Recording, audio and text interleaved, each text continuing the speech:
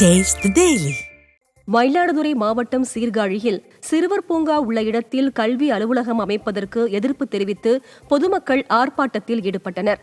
Railway சாலையில் உள்ள சிறுவர் விளையாட்டு பூங்காவில் நூற்றுக்கணக்கான மாணவர்கள் பல்வேறு விளையாட்டு பயிற்சியில் ஈடுபட்டு வருகின்றனர். இந்நிலையில் அங்கு வட்டார கல்வி அலுவலகம் கட்டுவதற்காக இடம் தேர்வு செய்யப்பட்டுள்ளதாக அறிவிப்பு பலகை வைக்கப்பட்டுள்ளது பொதுமக்களிடம் கொந்தளிப்பை ஏற்படுத்தியுள்ளது. சிறுவர்கள் விளையாட்டு வீரர்களின் நலனை பாதுகாக்காமல் அராஜகமாக பூங்கா நிலத்தை அபகரிக்கும் விடியா திமுக அரசை கண்டித்து பொதுமக்கள் ஆர்ப்பாட்டத்தில் ஈடுபட்டனர். கோவை வெள்ளலூரில் உள்ள மாநகராட்சி குப்பை கிடங்கை ஆய்வு செய்து அறிக்கை தாக்கல் செய்ய தேசிய பசுமை தீர்ப்பாயம் உத்தரவிட்டுள்ளது.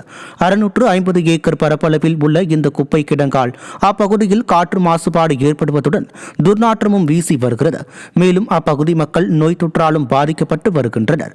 இதுகுறித்து மோகன் மற்றும் ஈஸ்வரன் ஆகியோர் சென்னையில் உள்ள தேசிய பசுமை தீர்ப்பாயத்தில் வழக்கு தொடர்ந்தனர். இந்த வழக்கை விசாரித்த நீதிபதி புஷ்பா சத்யநாராயணன் 9 லட்சம் மெட்ரிக் டன் குப்பைகள் அகற்ற உத்தரவிட்டதுடன் நகராட்சி நிர்வாகம் குடிநீர் வழங்கல் துறை கூடுதல் முதன்மை செயலாளர் குப்பை கிடங்கில் ஆய்வு செய்து அறிக்கையை தாக்கல் செய்ய வேண்டும் என்றும் உத்தரவிட்டார்.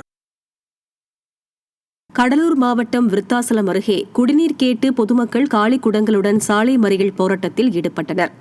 வள்ளியம் கிராமத்தில் புதிதாக மேல்நிலை நீர்த்தேக்க தொட்டி கட்டப்பட்டு 1 வருடமாகியும் திறக்கப்படவில்லை. இதனால் அப்பகுதி மக்கள் நீண்ட நாட்களாக குடிநீரின்றி அவதியடைந்து வருகின்றனர். இதுகுறித்து பலமுறை புகார் அளித்தும் விடியா அரசு நடவடிக்கை எடுக்கவில்லை.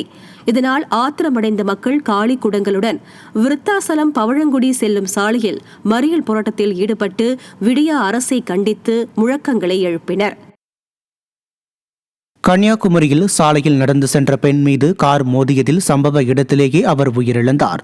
குடிபோதையில் 2 பேர் காரில் சென்றபோது கட்டுப்பாட்டை இழந்த கார் சாலையில் நடந்து சென்ற 55 வயதான ஓமனா என்ற பெண் மீது மோதியதில் அவர் பரிதாபமாக உயிரிழந்தார்.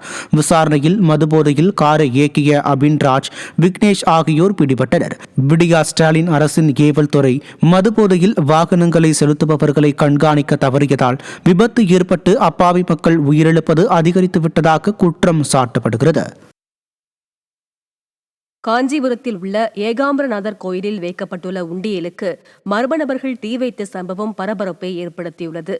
கோயிலின் முதன்மை நுழைவு வாயில் அருகே வைக்கப்பட்டுள்ள திருப்பணி உண்டியலில் இருந்து புகை வருவதைக் கண்ட அலுவலர்கள் உள்ளே ரூபாய் நோட்டுகள் தீப்பற்றி எரிவதைக் கண்டு அதிர்ச்சி அடைந்துள்ளனர்.